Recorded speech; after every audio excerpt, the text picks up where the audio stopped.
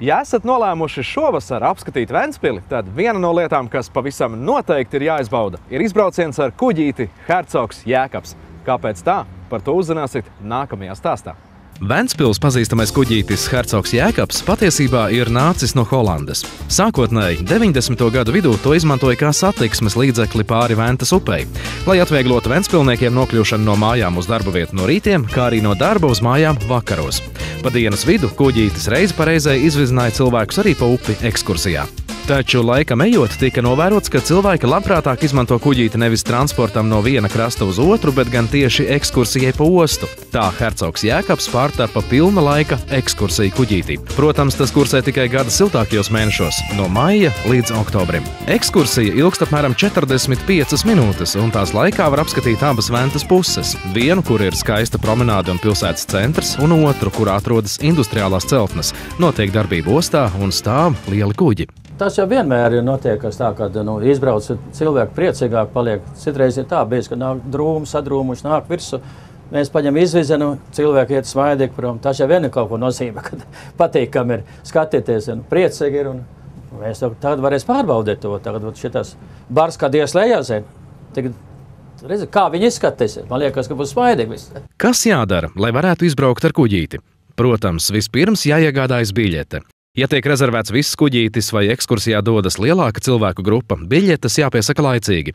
Gribētāji par atsevišķu samaksu var iznomāt arī austiņas, audio gidu, kas brauciena laikā sniegs izsmeļošu informāciju par apkārt redzamo 3 valodās – angļu, latviešu un krievu. Vienā reizē uz kuģīšu var braukt līdz pat 167 pasažieriem. Pirms izbraukšanas no ostas kapteinim pa īpašu rāciju, kas atgādina veclaicīgu telefonu, obligāti ir jāprasa atļauja kapteiņa dienestam, kas kontrolē kuģu plūsmu ostā. Uz kuģīša ir tradīcija, ka pirms katra brauciena kapteinis iezvana zvanu, lai signalizētu pasažieriem, ka kuģītis tūlīt atties. Brauciena laikā pasažieri var apskatīt vairākus turisma apskates objektus, piemēram, Vecpilsētu un tirgus laukumu, prāmju terminālu, paceļamo un dzelzceļa tiltu, Ventspils brīvostas termināļus. Iespējams redzēt arī Ventspils molu un Ventspils ostas jūras vārtus.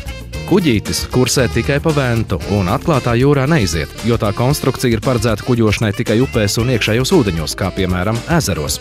Uz kuģīša regulāri strādā 3 cilvēki – kapteinis, matrozes un mehāniķis, kuru galvenais uzdevums ir rūpēties par pasažieru drošību.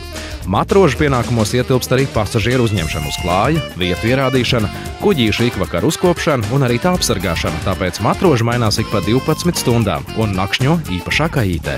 Komandai nozīme, lai galvenais, kāda nozīme, lai cilvēki neciestu, kāds nepārkrīt pār pa bortu, lai reizes laika nenotiek kaut kas tāds negadījums komandai. Jāskatās līdzi, ko cilvēki dara, un lai atvest pēc reizes, lai visi cilvēki būtu labā stāvoklī, būtu veselība laba un tā tālāk.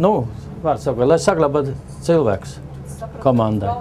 Lai būtu drošība, jāskatās. Un kuģu dzīvot spēja, lai būtu komandai jāskatās. Mehāniķis skatās par mašīnu, matros skatās, ko cilvēki dara, lai, kā teicu, nekarinājās pār pa bortu un tur kaut ko tur nepīpē, nedzer.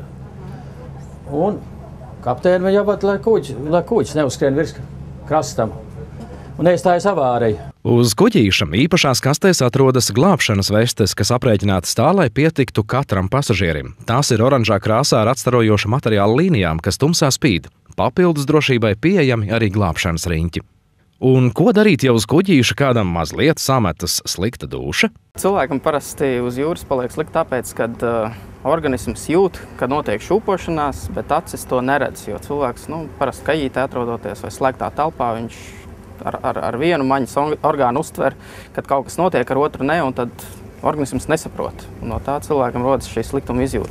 Un faktiski tas veids, kā cīnīties, ir, ja tas ir iespējams, iziet ārā uz klāja, un, lai arī ar acīm cilvēks var redzēt, kā notiek, teiksim, šī šūpošanās. Ja? Un tad arī paliek labāk. Taču vislabāk noskaņoties uz labu atpūtu, jo izklaide Ventspilī un izbrauciens ar Hercogu Jēkabu jums noteikti uzlabos garastāvokli.